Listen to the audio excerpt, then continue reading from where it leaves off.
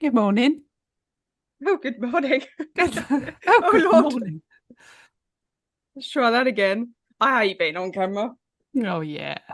8:53 a.m. is not a good time to show my face to everybody. However, it's the only time we've got. I know. We are very limited on time today, so my apologies to everyone because it's my fault.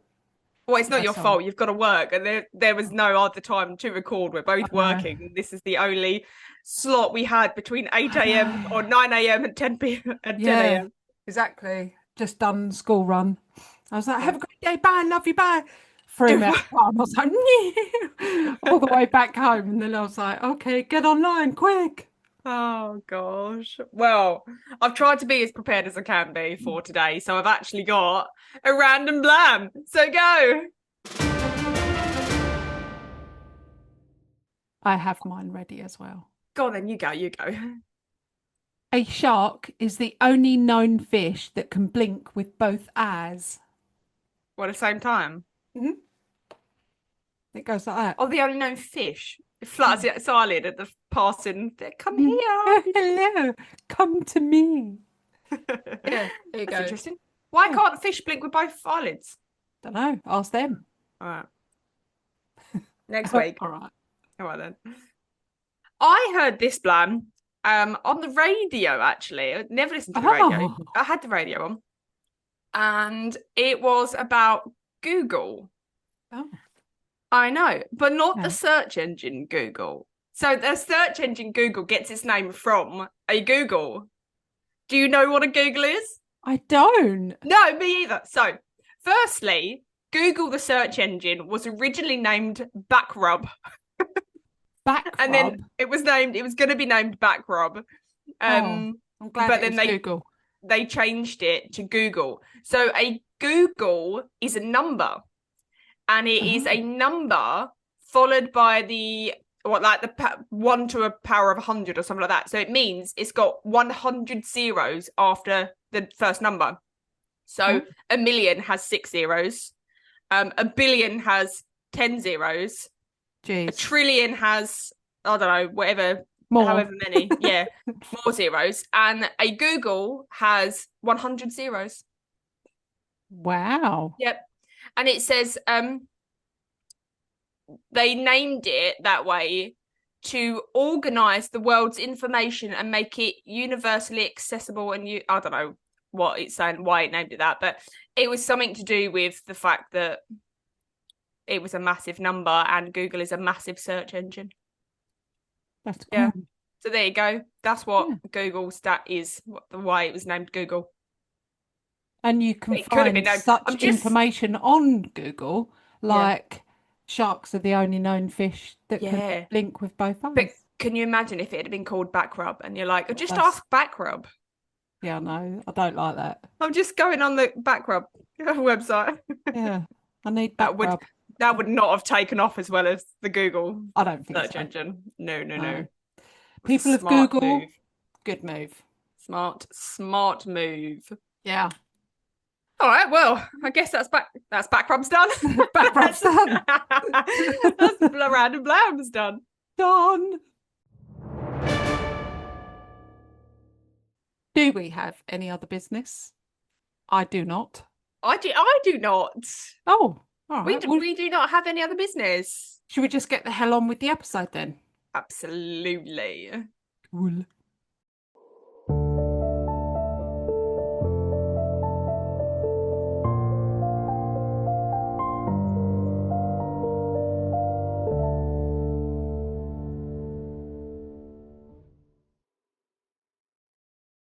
So for this episode, oh, sorry, go. Wait. Wait a minute. I'm confused. I rush in to try and save time. What I was actually going to say was morning. Morning. Morning, Morning. morning. No matter how rushed we are, we still have time for a somber, not somber. They're never somber. Somber. Yeah. Morning. Morning. That's a somber morning. No, we don't have time for that. No. But today's episode is I have opted for a mystery type of episode. And so we have got the Flannan Isles mystery. Flannan Isles. The Flannan Isles. And it's really fun to say. Yeah, I like saying that. Flannan Isles. Flannan Isles. So the Flannan Isles, or the Seven Hunters, as they are sometimes called, are a small group of little islands located off the west coast of Scotland. Oh, Scotland. I'm not even going to try. Don't. Scottish Isles. Scotland. It's Scotland.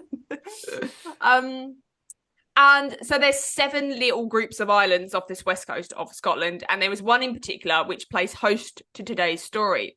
And this little island is called Aileen Moor.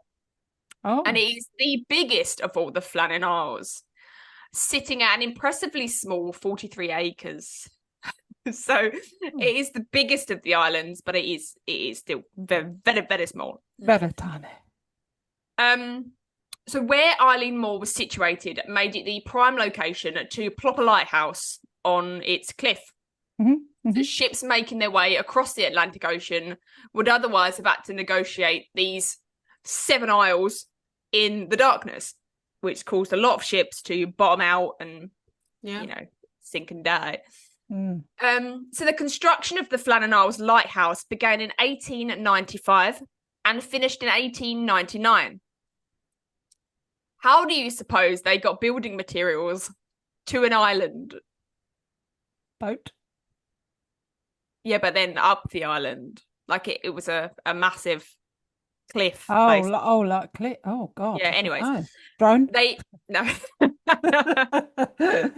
They built a cable-hauled railway to pull the materials up the side of the cliff and then traverse the steep gradients of the island.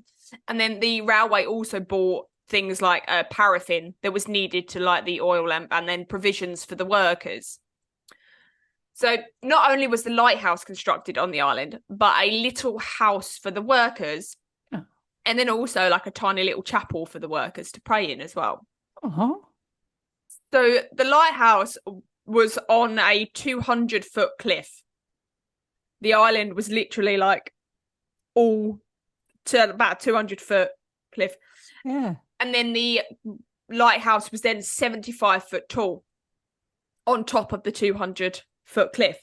Jeez. The beacon of the lighthouse had a range of 20 miles and flashed 2 white signals every 30 seconds. And that's the job of the keepers to do that. Okay. And it was first lit on the 7th of December, 1899. The lighthouse employed 5 men. 34-year-old James Ducat, who was the principal lightkeeper. 27-year-old Thomas Marshall, who was the assistant lightkeeper. Donald William MacArthur, whose age I couldn't find, but he was the occasional keeper. And William Ross, assistant lightkeeper, and Joseph Moore, also assistant lightkeeper. The lighthouse was manned by 3 men at all times, and then operated like a fortnightly relief to swap the men out. Each man lived on that island. They ate, worked, slept, repeated. That's literally all they did in their shift. So they would have like sometimes like a month on, and then the relief, or two weeks on, and then the relief would come, and then it would swap one man out. So they generally would have about a 4-week period of just working there. So the lighthouse had to be manned by at least 1 person at all times. So even though there were 3 there, one of them had to be in that lighthouse at all times to do this, flashing the white signals every 30 seconds. And it was a 24-hour operation, the lighthouse. The fuel had to be replenished constantly. The bulb had to be cleaned. So there was always jobs to be done. In the run-up to Christmas in December 1900, 1 year after the lighting of the lighthouse, 3 men were on duty: James Ducat, Thomas Marshall, and Donald MacArthur. So Donald MacArthur was the occasional keeper, and he'd actually been pulled in unexpectedly to cover William Ross because, like I said, the men worked there flat out all day, every day, and with little rest in between. And the stress had kind of taken its toll on William, and he had gone quite poorly. There was no hospital there. There was like very, very minimal medical supplies and things like that. So the other keepers were worried about him becoming too sickly, and even passing on whatever he had to them and then incapacitating them all. Because the lighthouse, it was a very, very busy lighthouse, so they couldn't afford just to even be one man down. They needed all hands on deck all the time. So they called the relief boat, got William Ross off, and then they brought in Donald MacArthur. On the 15th of December, 1900, around midnight, a transatlantic steamer boat called Archer was on its way. It was journeying to the port of Leith in Scotland from Philadelphia when the captain noticed something odd. Having made this journey before, he knew that it was strange when he approached the Flannan Isles and didn't see the light coming from the lighthouse. And he considered the weather was quite bad, and he thought it's a little bit foggy, but it was a massive light, and like I say, it could be seen from like 20 miles. So it was very, very odd for him not to see this light. And the Archer made its way around the Flannan Isles, not seeing the light. And then 3 days after him first noticing that the light was off, he made his destination in the port of Leith, and he docked up. And he then passed on his findings about this missing light at the Flannan Isles. And he spoke to whoever was there at the docking station and said, I can't see the light at the Flannan Isles. And however, due to the times or due to whatever reason, the information wasn't actually passed on to the lighthouse officials to do anything about. On the 26th of December, the relief ship called the Hesperus was sent out with the relief assistant lightkeeper Joseph Moore, just for a routine visit to the island to take one of the men and like swap them out. So Joseph Moore was due to come and relieve one of the men. As the Hesperus neared the lighthouse, it too noticed that the light was out. And being the only way to communicate, it waved its flag. So they literally have no way to communicate with the lighthouse apart from these flags. If they waved it in a certain way, it meant something. And then the lighthouse keepers would then wave their flag back to signal that they'd seen it. So they waved their little flag. It got no response from the lighthouse. And again, the weather wasn't particularly great. So they thought perhaps they couldn't see the ship through the fog. So then the ship sounded its whistle, like whistle horn, or its steam horn, whatever it is. And it's boop, boop. Well, it says it beeped its horn, but it obviously didn't have a horn. It had a whistle, like a train. Maybe it had like, like Viking horn. Like, yeah, one of them. But yeah, so it tooted its horn and got no response.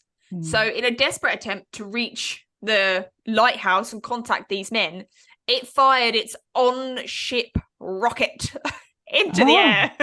Impressive. I'm guessing it was a bit like a flare, but they obviously didn't have flare guns back there, so it was a 1900s version of a flare gun that they fired up into the air to get the attention of the lightkeepers.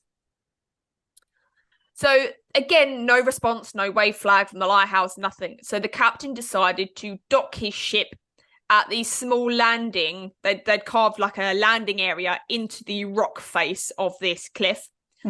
And they then sent relief keeper Joseph Moore up to the island in a like little rowboat thing, sent him up to the island.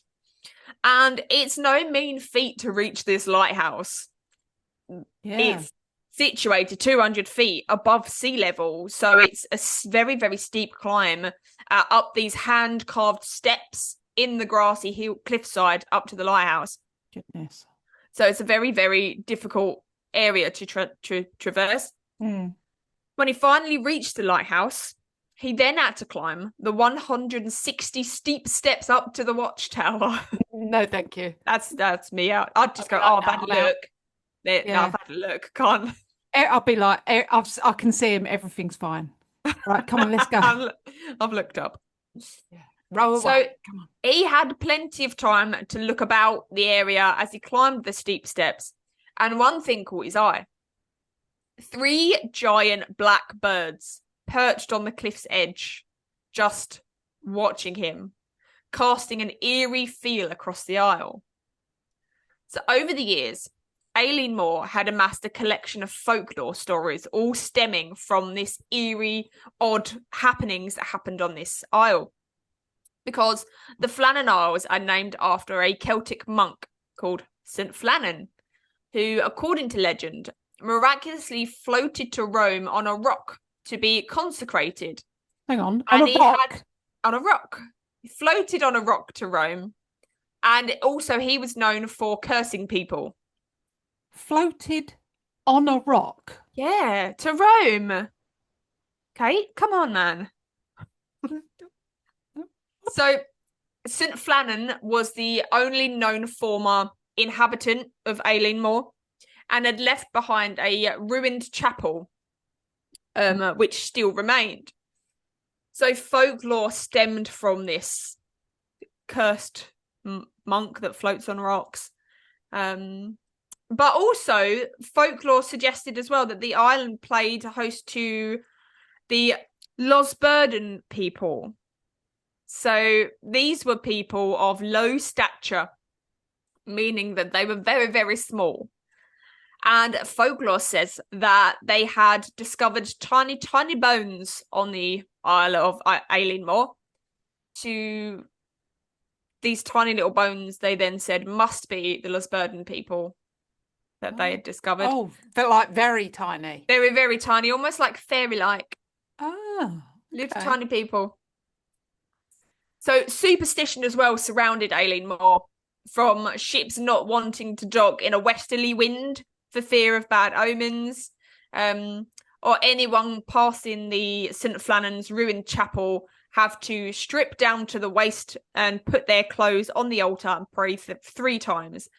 So it was a very odd place, and it was surrounded by a lot of mystery and a lot of superstition and a lot of topless people. A lot of weird tiny fairy topless people. Yeah, getting their knockers out. So Aileen Moor just didn't feel right to anyone that visited there. And it was no different for Joseph Moore. When he reached the top of the lighthouse, he found that the outer door was closed but unlocked. So he opened the door and he walked through a small passage before reaching another door. This door led into the kitchen area and was also shut but not locked. Inside the kitchen, the eeriness that he had felt outside followed him inside. He found no sign of the 3 men. Upon the kitchen table sat 3 unfinished mouldy meals of potatoes and salt mutton. A table chair had been toppled over backwards, and the kitchen clock was no longer ticking, frozen in time as though preserving the moment that something terrible had happened.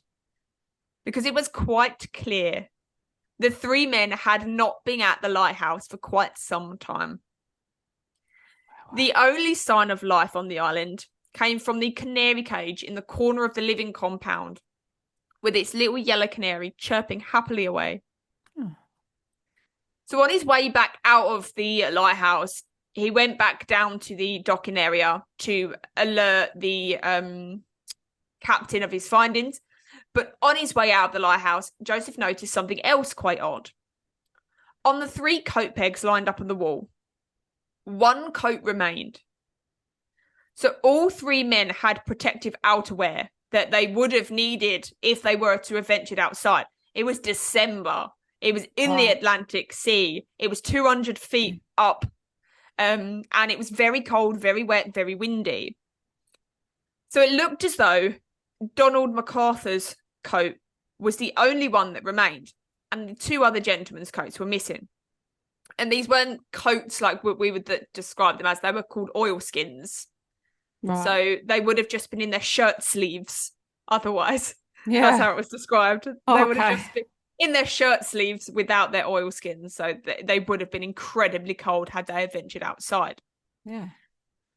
So Joseph reached the captain, explained his findings, and he was sent with 2 other people off the boat back onto the island to kind of check it out a little bit more. So the men first focused their attention on the landing platform on the west side of the island. And it was here that there was plenty of evidence that the island had recently been hit by a massive storm. So a supply box had been smashed open and its contents were strewn across the ground, despite the fact that, again, it was 200 feet above sea level. Iron railings on the side of a path had been bent and twisted out of shape. Part of the railway track had been torn from its concrete moorings, and a huge rock weighing more than a ton had been displaced. Turf as well from the cliffside had been ripped up, and it was a bit of a mess on the isle. But again, there was no sign of the 3 keepers. So these 3 keepers were well trained in their duties. 3 keepers that knew to keep one person inside the lighthouse at all times. 3 keepers that knew not to go outside in terrible weather. So what happened to the keepers? The only clue ever found was left by the men in the keeper's log, which was a daily diary that was kept by all the keepers, and there were entries regarding sea conditions, jobs that they'd done, jobs that needed doing, any, just a day in the life of a keeper. In the first entry on the 13th of December, Thomas Marshall is supposed to have written that a great storm, the likes of which he had never seen, had hit the island. He also wrote that James Ducat was unusually quiet when the storm had hit, and Donald MacArthur, who was a big burly man who was known for almost being very quick to temper and things like that, he had written that he was weeping during the storm. In a second entry, also written on the 13th of December, it said that all 3 men were praying in the eye of this monstrous storm. And then a third and final entry, supposedly written on the 15th of December, which was the day the Archtership noticed the absence of the light, states that the storm had passed and all was now calm. But 4 words followed this sentence, the last 4 words ever recorded by the men. God is over all.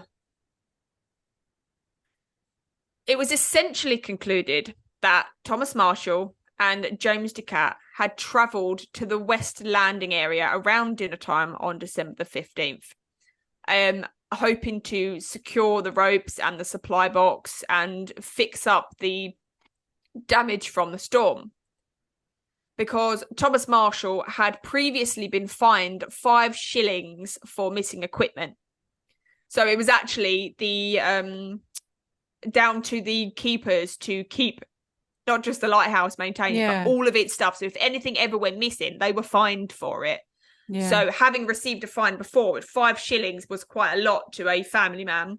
So he was worried that some of the equipment was going to go missing. So he went down there to sort it all out.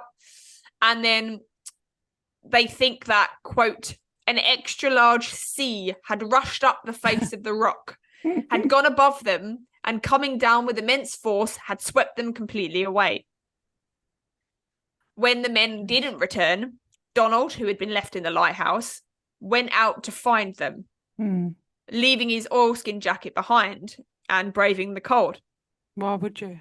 The only problem with this was that the lighthouse, again, was situated on a cliff 200 feet above sea level, and the top of the lighthouse being an extra 75 foot above that. So for the sea to come up 200 foot, for the waves to reach that, is massive. Yeah. Why would a seasoned lightkeeper leave the lighthouse unattended? Perhaps if he thought his other keepers had been lost at sea, but then why would he leave in such a hurry that he didn't put his jacket on? Yeah. I mean, it doesn't take 2 seconds, does it, to grab your jacket? Yeah.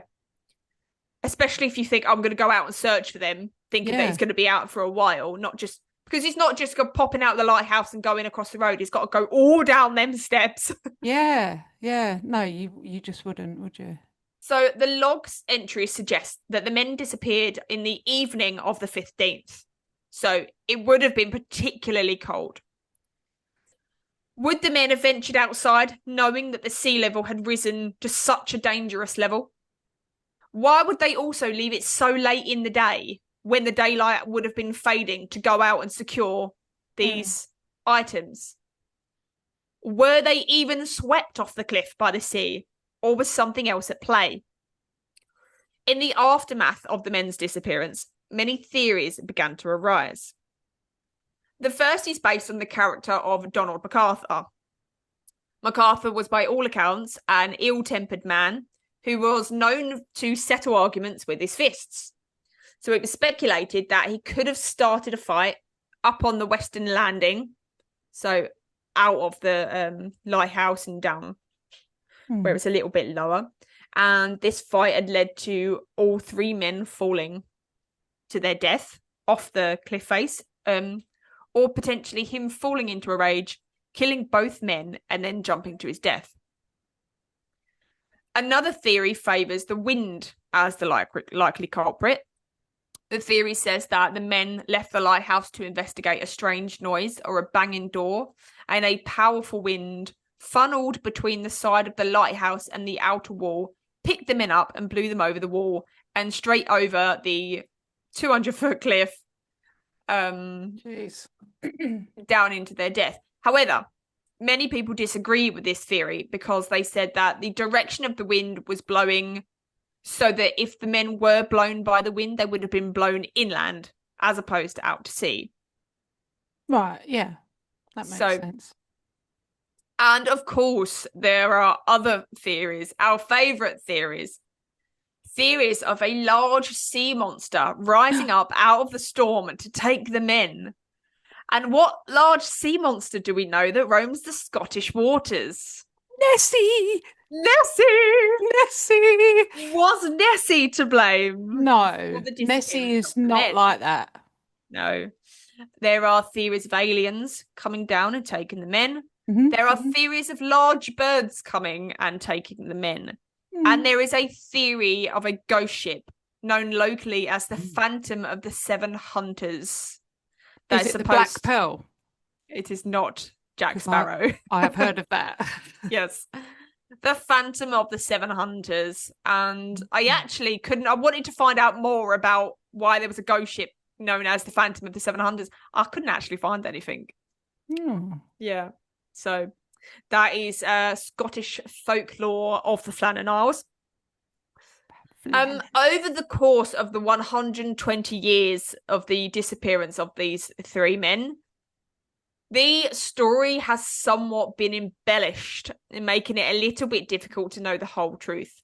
So diary entries written by the men have most likely been fabricated or embellished over the course of the years. And there aren't actually no records as to what the men had written in these diaries. So it is unclear what was actually written. Could be that God is over all. Yeah, could be. There's a giant fucking raven outside and he's pulling us all out the window. Well, there were three ravens sitting nearby, wasn't there? Ominous. I know what it is. Go on. Right, wait to the end. So the men were never seen or heard from again. No belongings or body parts ever surfaced. The men simply disappeared. So I'm just going to leave you with a little poem that I found that had been written in the 1900s about this mystery. And it's written by Wilfred Wilson Gibson. And it says, though three men dwell on Flannan Isle to keep the lamp alight, as we steered under the lee, we caught no glimmer through the night. Though we hunted high and low, and hunted everywhere, of the three men's fate we found no trace of any kind in any place, but a door ajar, and an untouched meal, and an overtoppled chair. And that is the poem. I like it. Yeah. it it tells. I mean, I could have just read that as a story. That's what happened. Yeah, summed up in Sum 5 seconds. That's what happened. So tell me, what I happened? I think like the story from Brothers Grimm of the girl whose brothers get turned into ravens. I think they were turned into ravens. Oh my goodness, I hadn't I, even thought of I that. think those three ravens were the men. Yeah, and they're still probably there to this day. There are again Yeah. folklore about people visiting the Isle and hearing these ghostly whispers of the three men and things like that. Mm, But the maybe. chirping of the ravens, I hadn't even thought of Yeah. that. Well, there's three men and there was three Three ravens, ravens, and they were big ravens. and two So of them were wearing an oilskin. The other one wasn't. one of them was smoking. Um, Yeah. I have got something very cool to share with you, All right? right. So every now and again, since since put my spirit box on Oh my gosh, yes. and And I it come said, up. "Tell me my path," and it said Yeah. perplexed. Yeah. So every now and again, I just I just put it on and I say, if there's anything you wish to share with me or tell me, have at it. So Saturday, September 6th at 10:58 a.m. I had said spirit box on and I said, if you wish to share anything, please go ahead. I did all my protections before anyone panics. So, but it knew. I'm just going to show you. Oh, It it says knew. lighthouse. It says Lighthouse. It knew what story you were doing. Oh my goodness. How cool is that? That's so weird. I You had know. no idea what story I was doing. I didn't tell No, you, did nothing. I? Nope. I never. We never know what stories each other's doing. But as you can Oh, the very spirits clearly, did. yeah, they knew. Yeah, as you Oh my can see on goodness. there, if you can see it, if it It's focuses. blurry, but I can I see that it know. says Oh, lighthouse. there. There you go, yeah. You can see Oh my 10:58 goodness. a.m. Saturday, September 6th, Lighthouse. That's so bizarre. So it knew you. It was whoever that was obviously with you, going, "What story is it you're doing?" I'm going to tell Kate. Gonna ruin the episode. I'm going to ruin it. But obviously, from my point of view, I was like, Lighthouse, cool. Oh, yeah, because that would have meant nothing to you, would it? No, That would have no. popped up and you'd be like, what? Why It are you was saying just as that? you said about the lighthouse. I thought, wait, because that was all it said. It didn't give Yeah. me anything else. It just said lighthouse. Oh my goodness. So, do you know what? I might have to start making this like a weekly thing. What did the Put it on, and I'll give you all an update on what it said this we'll week. do random blams and random spirit box. Yeah, Spirit Box Blam. Go. That's so that honestly, that's a mystery. That's crazy, isn't it? Yeah. The Flannan Yeah. Isles Lighthouse mystery. Yeah. Maybe. When did you start writing the episode? Yesterday? No, I'm joking. This morning, or? No, before Saturday. Oh, okay. Thursday I started writing it, like Wednesday, Thursday time. Okay, so it would have known. Oh my. Well, I think that I don't think they were killed or they were swept into the ocean or blown off the cliff or anything like that. I think they were turned into ravens. That does make a lot of sense because I struggled. My logical brain went, obviously, they were blown over like by the Yeah, wind or the sea swept them. But all three men, why would all three men have been out there Mm. of an evening when one Mm. of them knew to stay in that lighthouse at all times because they had to keep the light lit? It was a Yeah, 24-hour operation. and So, also I thought of something. You said about some people said that he was checking on supplies, yeah, or two of them had gone out to check on the supplies. yeah. That is absolutely not possible because why the hell would they have got up from dinner because there was three meals on the Yeah. table? And a Why toppled would chair. why would they have done it at that precise time? They wouldn't. No. They wouldn't have wasted food. they would Yeah, have you're wanted to absolutely have eaten right. their meal. So they wouldn't, that's, that can't be right because they Yeah. wouldn't have picked that time to like not have their food and go, let's go and check on the supplies. Yeah. Oh, it's getting dark now. Should we go out and have a look? Yeah, they Yeah. wouldn't have done. They wouldn't have done. Yeah, it seems very, very odd to me. I do think it was probably some sort of accident that happened, but I don't know what would have happened to make all three men vanish. Like there was no Yeah, blood, so there wasn't like if there had been an argument in the lighthouse, there was a toppled over chair, there wasn't any, signs of yeah. a fight or anything. No, and the fact that they were obviously they hadn't had their dinner yet because it was mouldy on the table, but they were obviously getting ready to sit down Hmm. to have their meal. So that tells me that it would have been something very sudden Yeah, that would have happened. happened that would have made them like sit down to their meal and then gone, oh my Oh God, shit. what's that? Or, Let's all three go out. Two of them grabbed their coat and one of them didn't. hmm, I find it weird that one of them's left their coat behind yeah, because it would maybe that that was the that one that was preparing the food.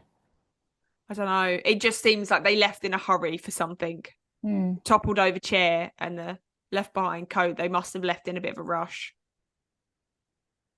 Yeah, it's definitely a perplexing one. It is a mystery, and I can't It believe that spirit is. box. I know. It's really weird, That's isn't so it? odd. That Really, keeps really odd. happening. And Yeah. obviously, I saw that and I was like, okay, okay, that's cool. Lighthouse, cool.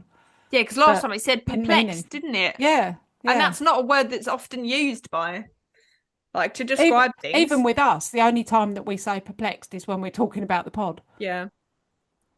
But yeah, Very that's strange. very strange. Yeah. All right, then. Oh, well, that was cool. That was the Flannan Isles mystery. Yeah, that was cool. Thank you. I think they were turned into ravens. I think there was some kind of maybe sea witch. Yeah, that's also that would have made the sea level rise, I guess, Mm. and destroyed the With her atop of it. almost like On the Ursula yeah, on the wave with all her testicles coming out like that. testicles. All of her Yeah, testicles. all of her testicles waving around, and Yeah, she rode across the wave and then turned them into ravens. yeah. I think you're spot on.